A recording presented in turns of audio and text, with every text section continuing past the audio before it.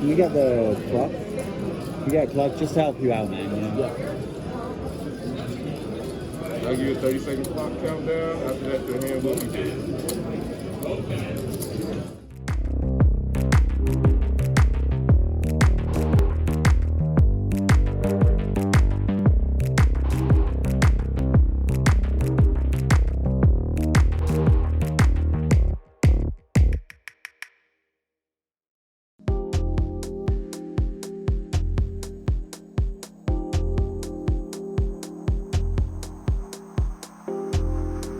All right, we have arrived at the win. We are going to play almost our first cast session for this entire WSOP here.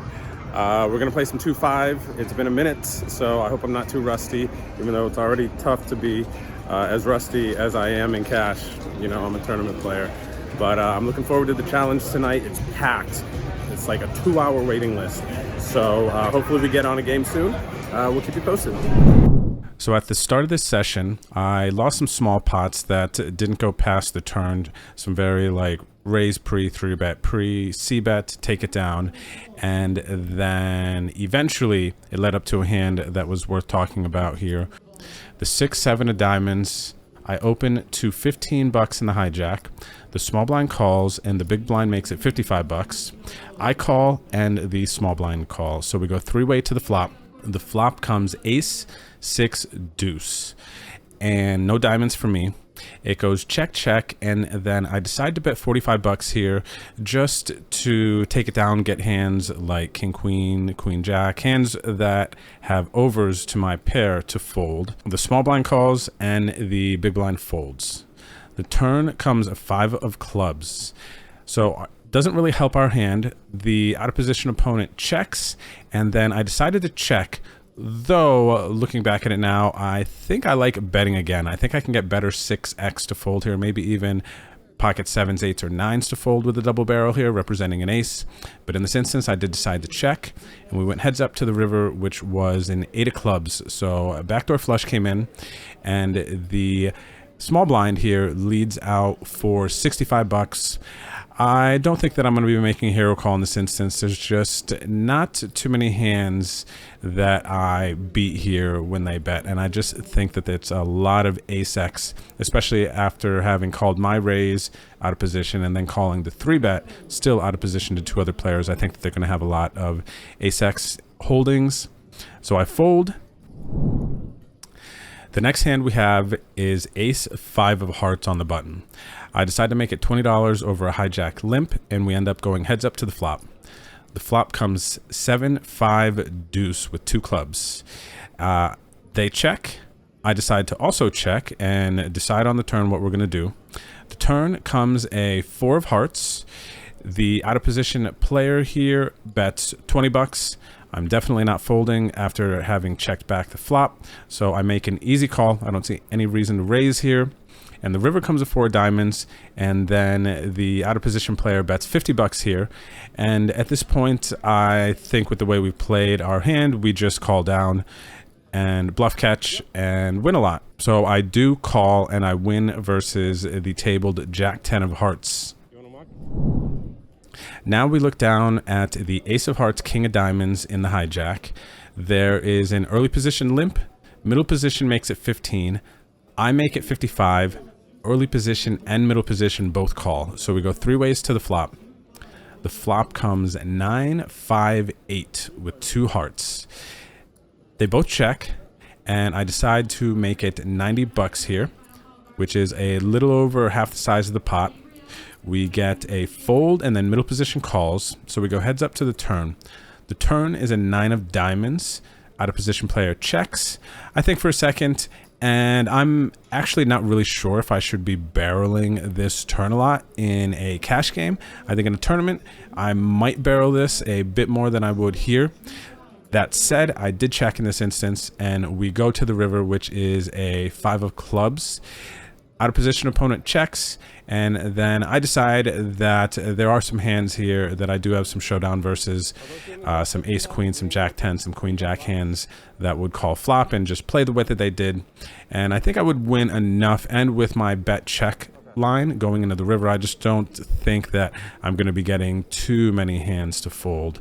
So I do check, and we end up losing to sevens, which of course makes me wish I bet, because I do think I can get them to fold potentially on the turn, but they had a gut shot as well, so they're probably not folding sevens, most players, or sixes. So maybe my line was probably fine in this one, but we do lose. This hand here is a very, very interesting one. We look down at pocket queens, and we open an early position to 15 bucks, middle position, and the big blind call. The flop comes 9-7-7 rainbow. The big blind checks. I bet 25. The middle position player folds, and the big blind calls. Now, I will say the big blind, I knew at this point, was a bit more of a casual player, so I was really, really excited about this call.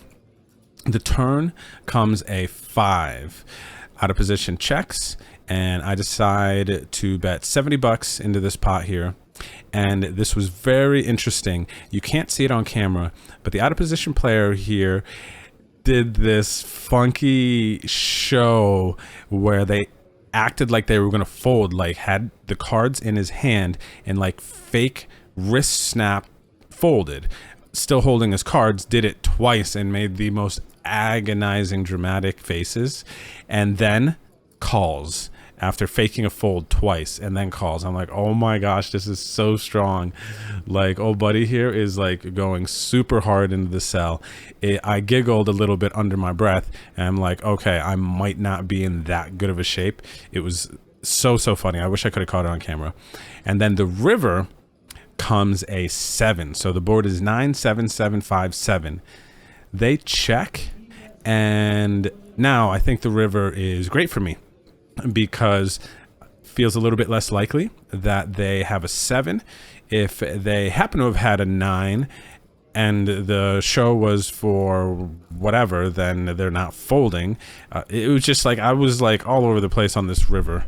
So when the river comes a 7, I really don't know what to think with the big show that this player put on the turn, but I ultimately believe and think that the river was really good for me. So I go ahead and bet 220 into this pot.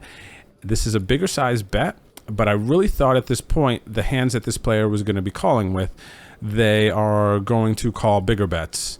Maybe even I can overbet this river, to be completely honest. But I went with 220 bucks here, and the player goes into the tank. Like, they are thinking about this for what seems like an eternity in live poker. It was probably like 3-4 minutes, but it seemed like a really long time. And eventually somebody else at the table actually calls clock on this player. They were very nice about it, and they were like, you know, I'm just trying to help you out here, you know, give you some motivation to get to the decision. They articulated it really well, and the player's like, that's okay, you know, it's cool, thank you. And this part is funny. During the player's decision making, they're huffing and puffing, and he's got one of his friends behind him, and he actually picks up his cards and shows him and goes, can you believe this? And I wasn't going out of my way. I was just sitting in my seat, but I saw what they had in this hand, and they had 5s. So they check called flop, they turned a boat, and that's what the big acting show was.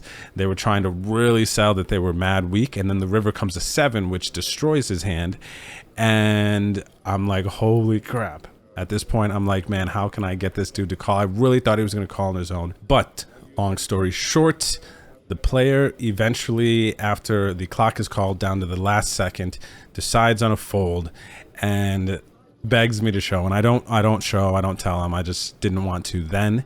But I will say, at the end of the session, when I was leaving and saying, you know, good playing with everyone, whatever, he asked me again. And I was like, okay, yeah, you know, this is what I had. And we talked about it a little bit. So it was fun. But I'm sure he felt better, and I think that's fine. So here we look down at the King 8 of spades, $10 straddle on the button. Early position makes it 25, middle position calls, and I call in the cutoff, and we end up going 4 to the flop. The flop comes King 8-9, so we flop 2 pair, which is great. Everybody checks to me, who is the in position player in this hand, and I decided to make it 90, which was big bet sizing on this flop, but it's pretty wet. We have straight draws, club draws, and I definitely thought King X is not folding. Jack 10, Queen Jack, clubs, all these hands are not folding, so I'm starting to value bet my hand.